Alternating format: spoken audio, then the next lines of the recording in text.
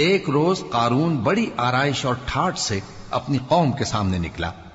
जो लोग दुनिया की जिंदगी के तालिब थे कहने लगे कि जैसा मालूम मता कारून को मिला है, काश ऐसा ही हमें भी मिले, वो तो बड़े नसीब वाला है। और जिन लोगों को इल्म दिया गया था वो कहने लगे कि तुम पर अफसोस, मोमिनों और नेकुकारों के लिए जो सवाब अल्लाह के यहां तैयार है वो कहीं बेहतर है, और वो सिर्फ सब्र करने वालों ही को मिलेगा।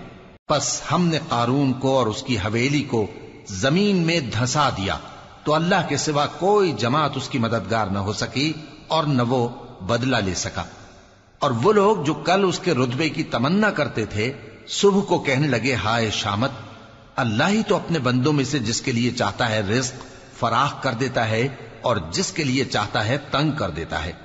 अगर अल्लाह हम पर एहसान न करता तो हमें भी धंसा देता। हाय खराबी, काफिर कामयाब नहीं होते।